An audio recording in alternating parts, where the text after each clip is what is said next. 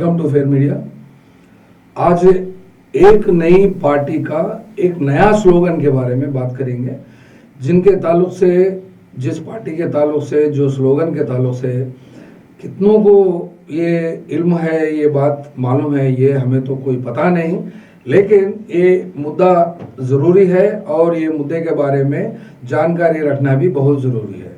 वो इसलिए कि इलेक्शन, पार्लियामेंट इलेक्शन आ रहा है और हर जगह इलेक्शन का चर्चा हो रही है। 7-8 फेसेस में ये इलेक्शन चलते हैं, लेकिन ये पार्टी वोटर्स पार्टी इंटरनेशनल है, जिसका नारा है वो वोटर पेंशन चालू करो वरना कुर्सी खाली करो। यानी मतलब वोटर जो वोट डेमोक्रेसी में वोट डालता है उसको फायदा पहुंचने का स्कीम है।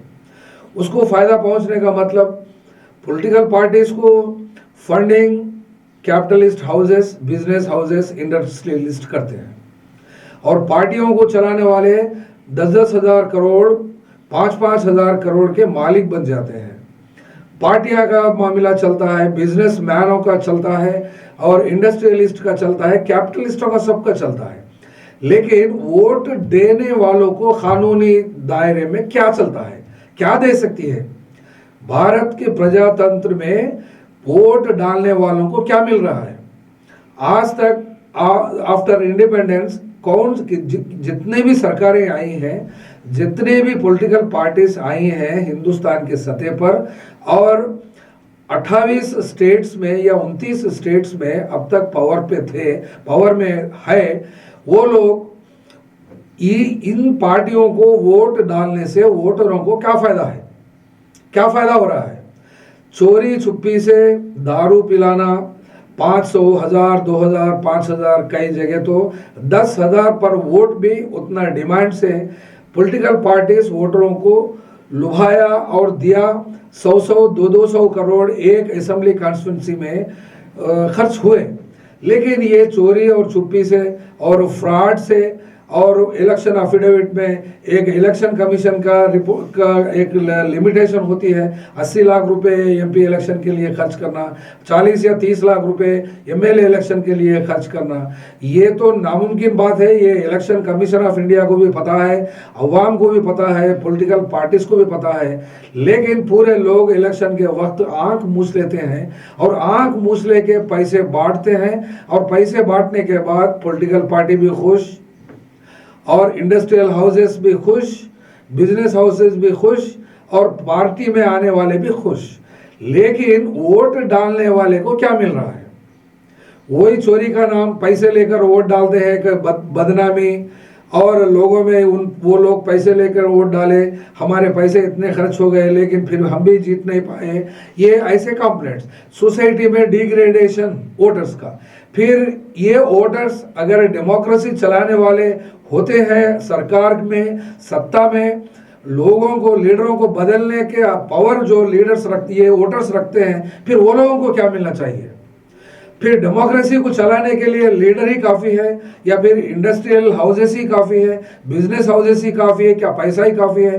नहीं ना, वोटर्स चाहिए। फिर वोटर्स चाहिए तो वोटर को क्या मिलेगा डेमोक्रेसी में? इसका जवाब किसी के पास है नहीं और दिए भी नहीं। वो लोग अगर देते हैं तो डायरेक्ट मनी ट्रांसफर का एक स्कीम लास्ट इलेक्शन में एक पार्टी ने वादा किया था, जिसका नाम है आंध्रा में चंद्रबाबू नायडू। वो तेलंगाना और आंध्रा एर्स्टवाइल स्टेट में भी वो सीएम रह चुके हैं और उनका डायरेक्ट मनी ट्रांसफर का एक स्कीम थी, लेकिन वो उस वक्त वो इलेक्शन हार गए।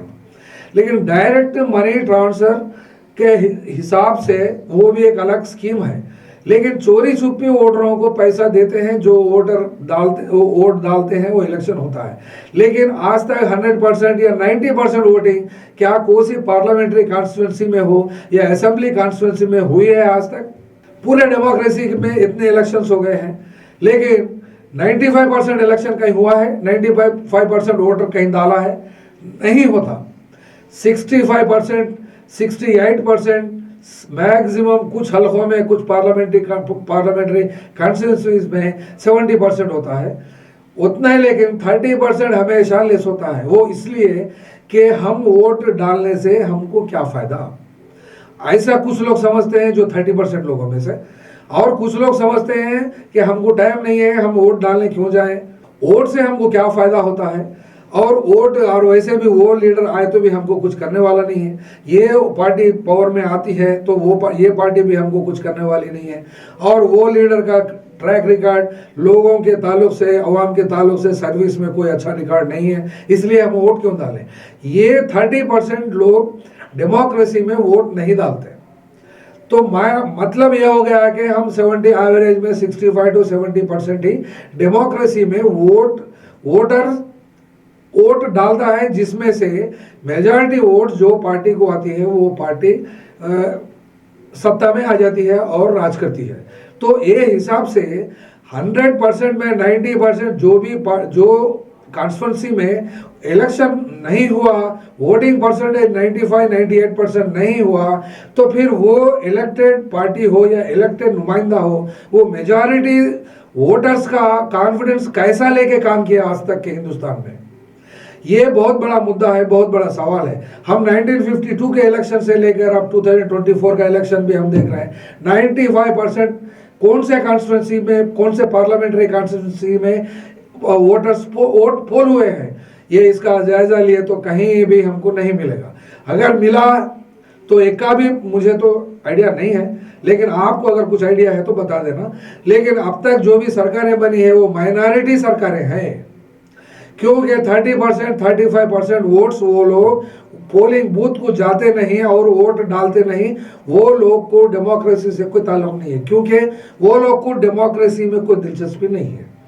हाँ, ये और बात है कि सत्ता में जो पार्टी आती है, जो कानून बनाते हैं, जो कायदे बनाते हैं, जो कोड ऑफ कंडक्ट बनाते हैं, स्टैट्यूट्स बनाते हैं, रूल्स बनाते हैं, जो भी बनाते हैं उसका पालन वो लोग करते हैं या कुछ लोग नहीं भी करते हैं।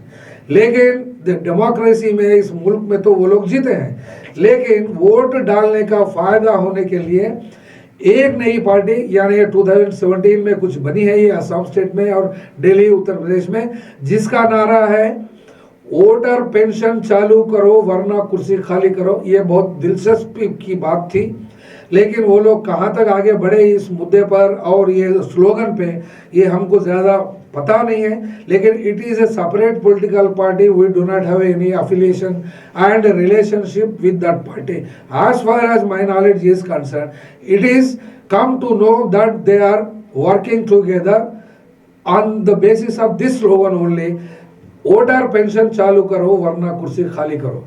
फिर कभी ऐसे ही नई पार्टी का एक नया मुद्दा लेकर, नया नारा लेकर हम आपके सामने हाजिर होंगे।